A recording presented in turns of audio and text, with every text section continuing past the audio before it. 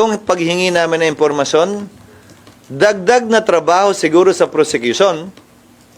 Pero ano naman ngayon, akala ko ba gigil na gigil sila dito? Ito trabaho nila. Pero, paano makakadelay? Wala naman pwedeng mangyari. In fact, mapapabilis pa dahil habang nakareses kami, habang walang trial, habang hindi pa pumapasok ang ika-20 Kongreso, ay magagawa na nila to at mapaghahandaan. Dahil baka mamaya, si Senator Bato ay bahagi pa rin, si Senator Cayetano ay bahagi pa rin ng 20th Congress. Kung hindi namin to ginawa ngayon, paano pag ginawa nila yun pagpasok ng 20th Congress Impeachment Court? Doon pala magsisimula yan? Hindi ba magandang nasimulan na yan ngayon at baka matapos na rin yan ngayon at matuldukan na ngayon? So, asan yung delay? Ulitin ko isa lamang ang pwede naming magawa, mag-issue ng summons. Nagawa namin yun. May dagdag pa nga eh. At saka, isa pa, dapat ngayong araw yung namin gagawin yun, di ba? Di ba dapat ngayong araw namin gagawin yung pag-convene, pag-issue ng summons, ngayong araw namin gagawin, lahat to. Nagawa na nga kahapon eh. May kasabihan tayo, yung bulag minsan mas madali pang makakita kaysa sa nagbubulag-bulagan. At yung bingi mas madali pang makarinig kaysa sa nagbibingi-bingihan. Klaro ang ginawa ng Senado nitong mga nagdaang araw. Tatlong dokumento ang pinirmahan ko natapos kami kaninang madaling araw ng 2:00. Una ay yung liham sa Kamara na pinagbibigay alam sa kanila ayon sa napagkasunduan sa impeachment court na hindi na matutuloy ang kanilang presentasyon ng articles dahil nagawa na yon kahapon na convene na rin ng court. Sa katunayan, nag-issue na nga ng summons kay Vice President Sara Duterte ang impeachment court. Pangalawa, inilabas ko ang mga pinagbotohang orders ng impeachment court kahapon. Una, kaugnay sa pag-return, yun ang ginamit na salita sa motion, para gawin ang dalawang bagay. Una, na tumatalima sila sa probisyon ng saligang batas kaugnay sa 1-year ban. At pangalawa, magsumite ng resolusyon mula sa 20th Congress na interesado, gusto pa nilang ipursige ang pag-prosecute at sampa ng kaso laban kay VP Sara. Ang sunod na order ay yung summons na sang-ayon sa rules ng impeachment court ay dapat i-issue pagkatapos mag-convene. Lahat yon ginawa at sinagawa namin kahapon. Pero syempre, kailangan nun ng kaakibat ng mga written orders din. Yun yung hawak nyo ngayon. Sir, anong masasabi dito sa mga nagsasabing in limbo na daw impeachment, unconstitutional, baseless, illegal, ang mga ginawa ninyo kagabi? Karapatan ni Numan ang magpahayag ng kanilang opinyon, ginagalang ko yon. Subalit tulad ng sinabi ko sa aking talumpati nung nagdaang Lunes, Korte Suprema lamang ang pwede magsabi kung ano ang legal at hindi, kung ano ang constitutional at hindi. Pangalawa, kasaysayan lamang with the benefit of hindsight ang pwede makapagsabi kung sino din ang tama at mali kaugnay sa kanilang paniniwala. At kung walang order ng Supreme Court, sir, either way, you will proceed as you see fit. Tulad ng binanggit ko mula nung nagsimula ang impeachment complaint noong Pebrero, kung walang TRO, magpapatuloy kami. Kung may TRO na inisu, i-bring up yan sa impeachment court at pagpapasahan. Tulad ng binanggit ko rin noon, hindi ba? May dalawang pagkakataon na nag-issue ng TRO ang Korte Suprema kaugnay sa impeachment proceedings. Noong panahon ni dating Chief Justice Davide impeachment, may TRO laban sa Kamara na hindi sinunod ng Kamara. Doon naman sa impeachment complaint laban kay Chief Justice Corona, nag-TRO ang Korte Suprema kaugnay sa pagbubukas ng account, bumoto ang Senado para sundin yung TRO na yun. Sir, yung just on the second point, the second order ninyo, so makakapag-comply na nun 20th Congress. Oo. Sa meantime, hindi sila makakapag-comply and walang action. Oo, kasi wala naman talagang action. Balikan natin ulit kung ano yung mga sinabi ko nung Pebrero, nung final to impeachment complaint. Dahil isang araw na lamang, 2 oras na lamang bago kami magwakas nung final nila yan at 2 linggo na lamang ang sesyon ngayon, sabi ko, di ba? Ang pinakamalayo ng pwedeng magawa ay mag-issue ng summons. Dahil sang-ayon sa aming rules, merong 10 araw ang nasasakdal para magsumite ng sagot mula sa pagkakatanggap niya ng summons. Meron ding 5 araw ang kabilang panig, ang prosecution, mula sa kanilang pagkakatanggap para magsumite ng reply. Yun pa lamang, ubus na yung panahon. Magjo-June 30 na, 3 araw na lamang naiiwan para maglitis, quote-unquote. At magtatapos ang authority ng mga House prosecutors ng June 30 dahil tapos na ang Kongreso ng June 30. So walang naaksayang panahon dahil nagawa namin lahat ng tinakdang gawin sa ilalim ng 19th Congress. Baka nga makatipid pa kung napakinggan nyo kahapon dahil yung mga agam-agam kaugnay sa pagtatawid ng impeachment complaint na ito, yung mga agam-agam kaugnay sa interesado pa ba yung 20th Congress dahil hindi pwedeng i-bind ng 19th and 20th Congress, yung mga agam-agam kaugnay sa pag-comply nila sa 1-year ban na itinatalaga ng saligang batas. Lahat yon habang naghihintay tayo ng resumption ng sesyon ng 20th Congress para magsimula ang paglilitis ay masasagot na. Sir, what will happen kapag Yes, Sally. reject ng Kamara yung binabalik nyo na articles of impeachment? Possible daw ba yung deadlock o wala kayong choice but Hindi kami magkapantay pagdating sa bagay na ito. Hindi ito House at Senate kung saan co-equal ang mga ahensyang yan. Sa parte ng impeachment, Korte ang Senado, prosecutor ang Kamara. Wala sa lugar para sa akin ang Kamara na hindi sumunod sa ipinag-uutos ng impeachment court. Hindi ito parang BICAM na kailangan naming mag-agree. Ito'y kautusan galing sa impeachment court na nakatuon sa prosecutor na isa lamang partido sa kaso. Hindi magkapantay ang partido at ang korte. Saan mang kaso, saan mang parte ng mundo. pero hindi daw trabaho, sir, ng Senado bilang impeachment court para questionin kung dumaan sa tamang proseso yung House. Ito'y trabaho nga daw, o dapat ang mag-question yan kung nga ni VP Sara na meron nga pending sa Korte Suprema. May nakalagay ba sa rules na pwede kong pagbawalan at bigyan ng listahan ang mga miyembro ng korte? Ito lang ang pwede niyong tanungin at sabihin. Ito lang ang pwede niyong banggitin. Bawat impeachment judge may kalayaan magsalita at magsabi kung anong ninanais nila. Hindi para sa akin o kanino man ipagbawal ang lalabas at sasambitin ng kanilang mga bibig. Dapat buong galang nating tinatanggap at pinapahintulutan yon. Yan ang ibig sabihin ng pagiging isang deliberative body. So gusto nyo, dahil lamang Korte Suprema ang nagpapasa ng lahat ng bagay ng constitutionality, ni isang miyembro dito walang pwede mag-question ng constitutionality na anumang bagay? Siyempre pwede. Siyempre malaya naming pwedeng pagdebatihan yan. Siyempre kung may motion, dapat naming pagbotohan yan. Pero sa dulo, palagi ko ang sinasabi, kung may magsasampa ng kaso, Korte Suprema ang may final say kung sino nga ba ang tama o mali legally at naayon sa konstitusyon. Kahapon po pa nanumpa yung mga senador as senator judges. Apa. You swore to do impartial justice dun sa swear. Yung isa po ba po, Wes po pwedeng siya mag-move na mag-dismiss ng kaso, hindi yung either party. May nakapaloob ba sa rules namin na bawal yun?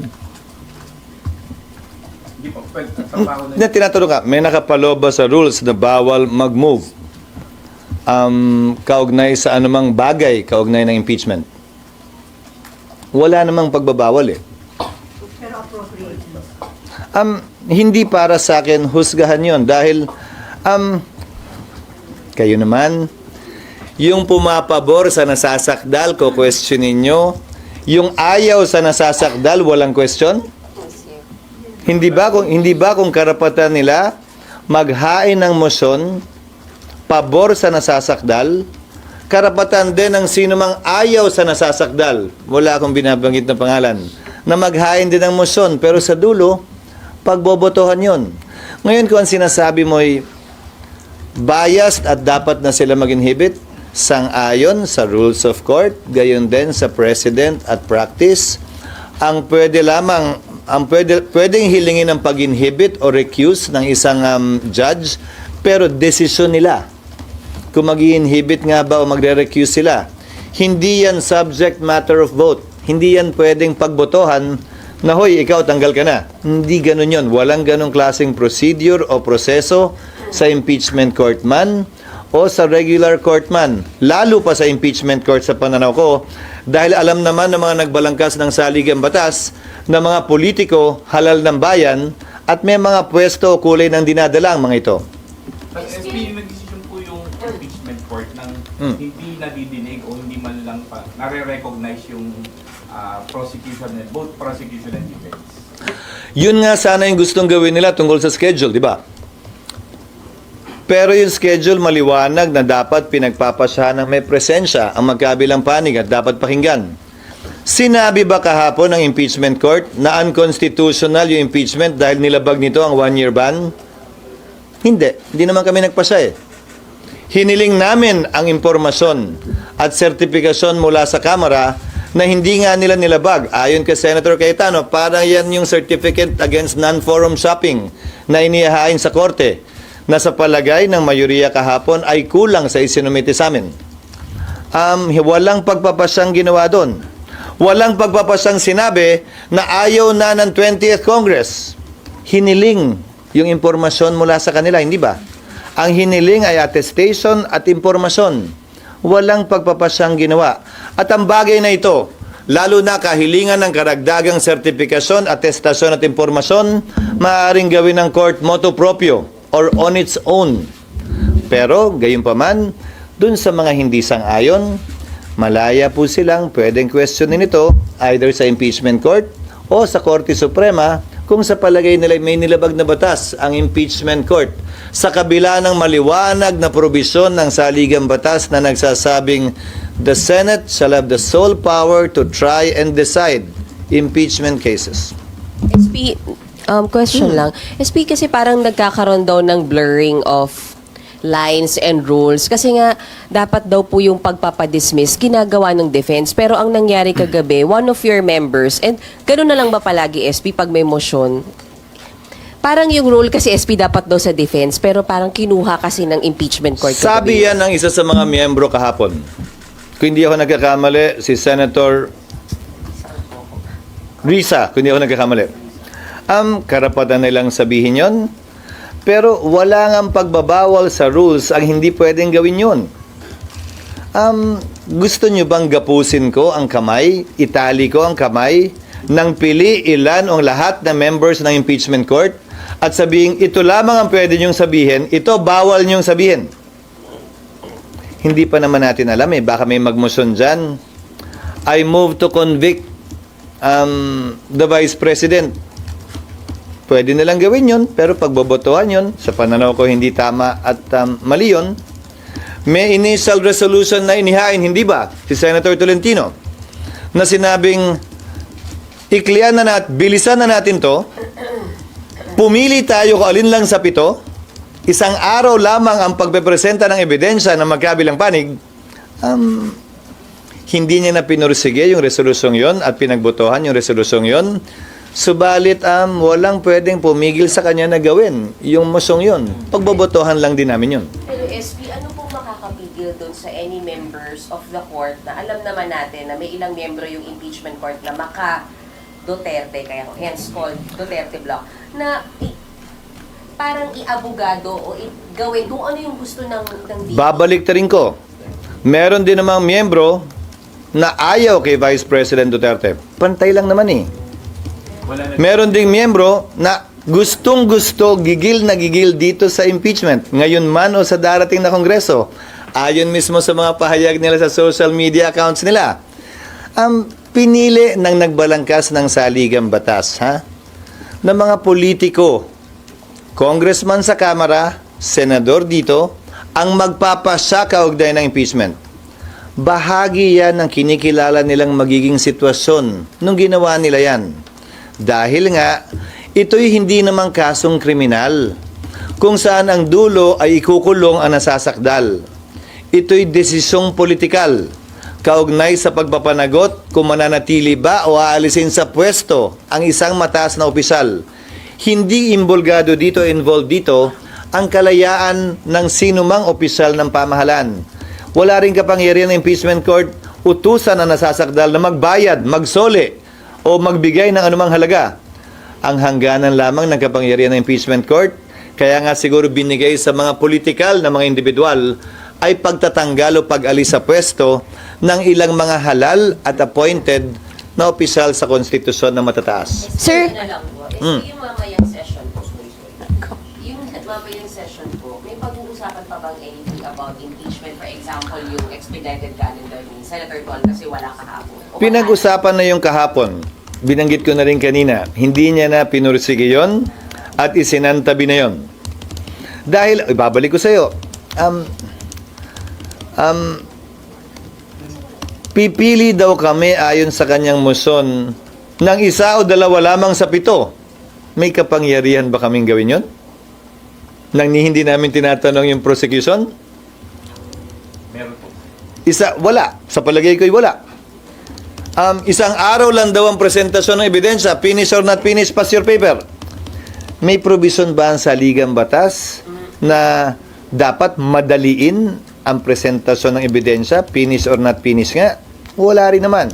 Pero kahapon isinangtabi na yun. Pero yung mga ganong uri ng kahilingan, malayang pwedeng gawin yun ng sino mang senator judge. Sa dulo, kung ipipursige niya at may nag-o-object, pagbobotohan palagi yun. SP, Hannah po from BNC. Right here, at the back. Right here. Ayun. Yeah. Nakatago Sir, ka naman. did you ever talk to PBBM about his interest in scrapping the impeachment trial? To whom? With PBBM, sir. No. Ang napanood ko lamang ay yung sinabi niya sa kanyang interview kahapon. Kaugnay sa gagalangin daw niya kung ano man ang desisyon ng Senado bilang impeachment court kaugnay sa issue, yun yata ang tanong sa kanya kung tatawid ito sa 20th Congress o hindi. Sinabi ko na sa impeachment court at sa Senado ang aking pananaw kaugnay dyan na Yes, yan and- ay tatawid. Yes, and you share the same sentiment na tatawid sa 20th Congress. Tama po, sir. Depends on how you put it. I share his or he shares mine. Okay. Kasi Sir, parang nauna yata ako nagsalita kaugnay niyan. Okay. Sir, there's a political source that said you have a private conversation with PBBM saying he expressed his concerns about the political effects of the impeachment trial. Ang usapin namin ni PBBM kaugnay sa trabaho ko ay patungkol lamang sa mga hinahabol naming priority measures na binanggit ko nung nag-session uli kami nung June 2. At yun nga ay naging dahilan, di ba?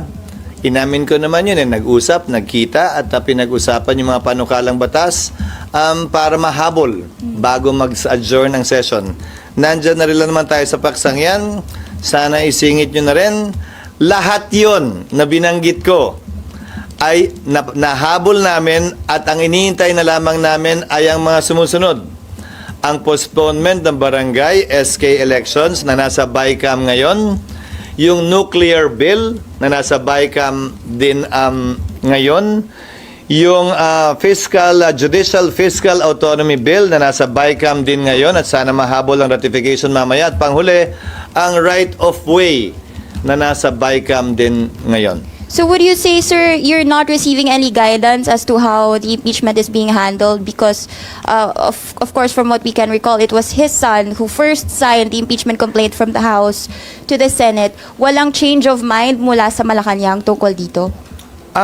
Hindi ko alam dahil hindi naman ako ang tagapagsalita ng Malacanang para alamin kung nagbago nga ba yun o hindi. So, to Ang napanood ko lamang ay yung sinabi ng Pangulo na hindi naman daw talaga siya sang-ayon sa impeachment. Sa interview niya ilang linggo ang nakakaraan. Kay Congressman Sandro, nag-uusap kami, nagte-text kami, pero tungkol din dun sa mga panukalang batas na hinahabol namin itong mga huling araw ng sesyon. Sir, papatanong, ano daw yung explanation ng boto nyo? Ba't bumoto kayo in favor dun sa motion to remand o to return? Pinapaliwanag ko na ilang ulit. Yung posisyon ko, hindi ba, nasa talumpati ko yun nung Lunes. Kaugnay ng matagal na pagkakaupo ng Kamara dito sa impeachment complaint, tinalakay ko na rin sa akin talumpati nung Lunes. Kung tatawid nga ba ito at o hindi, at na hindi pwedeng i-bind ng 19th House and 20th House, tulad ng hindi pwedeng i-bind ng 19th Senate and 20th Senate. Kaya kinakailangan i-confirm, i-reaffirm ng Kamara at ng Senado ang lahat ng pinagpapasahan ngayon ng Kamara din at ng Senado. Nabanggit ko na lahat yan nung Lunes, nung nagtalumpati ako, nung pinagdebatihan ng ilang bagay kaugnay sa impeachment. Kaya minabuti kong hindi na ulitin pa muli yun dahil court of record ang impeachment court. Of record din, may journal ang Senate. Nakalagay din yun sa talaan. Sir, si Mac may tanong. Si Mac may tanong. Ayan, sir.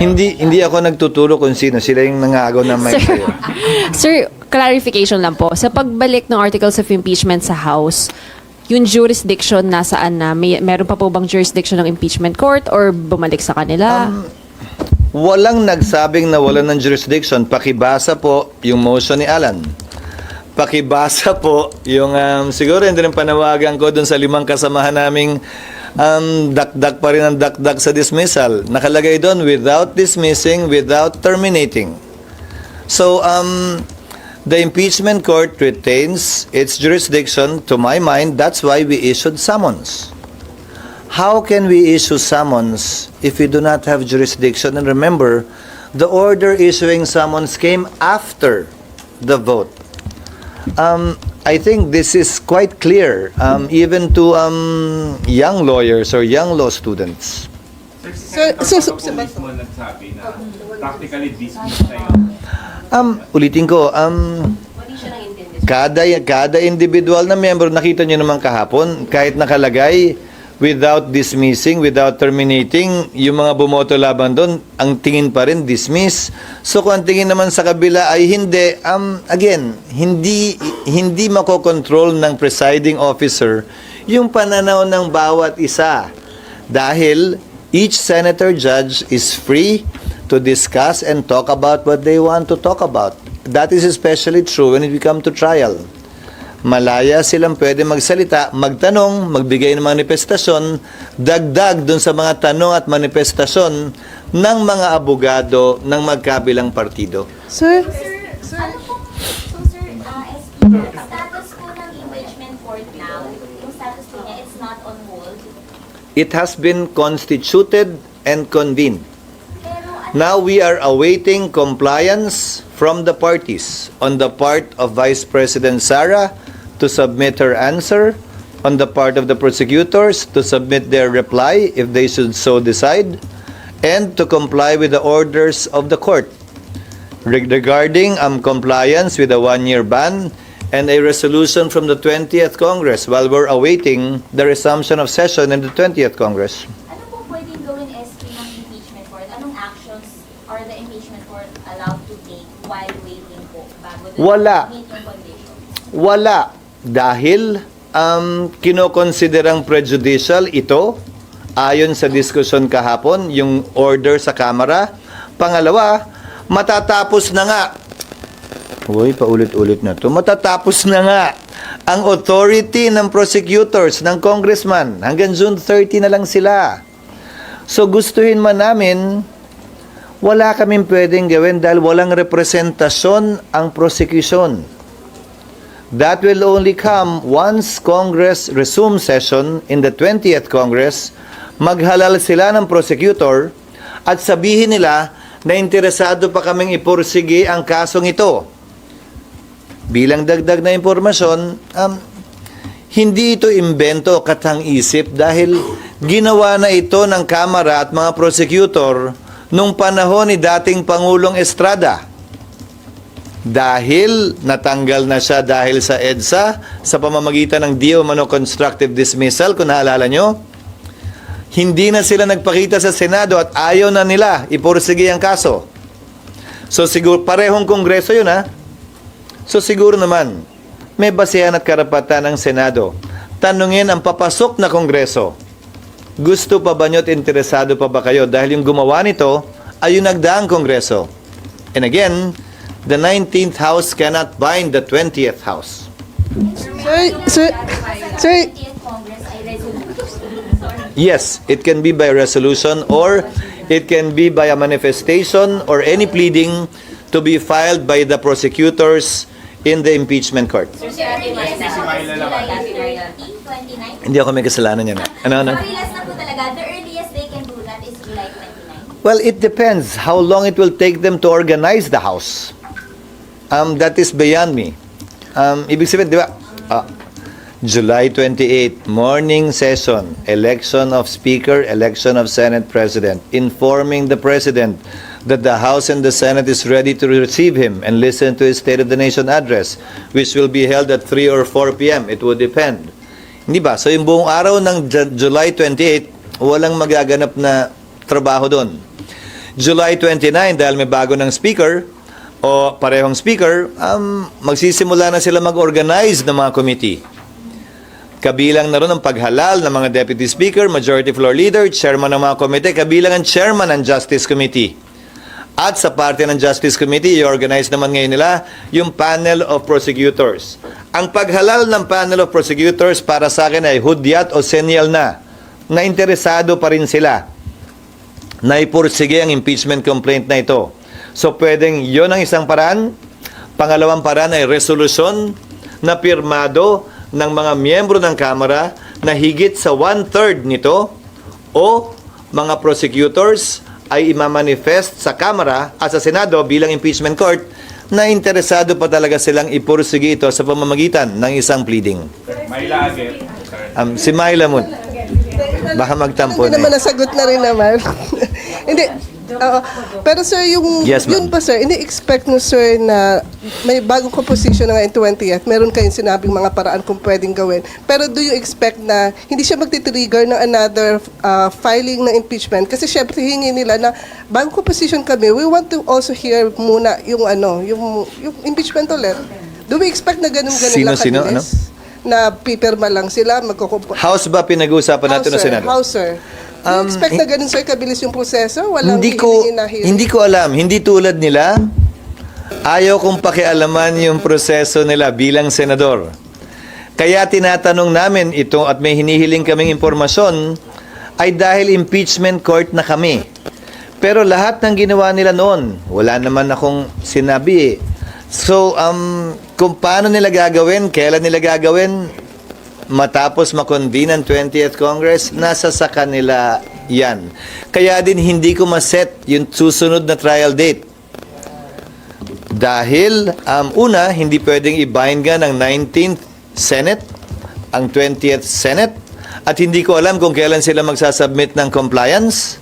So, ang nilagay na lang namin na kautusan kahapon, in consultation with the minority leader, who's also a lawyer na bar top notcher. Sabi ko, paano gagawin? Anong maganda? Sabi niya, to a date to be set by the presiding officer kasi hindi pa naman talaga namin alam kung anong mangyayari sa 20th Congress.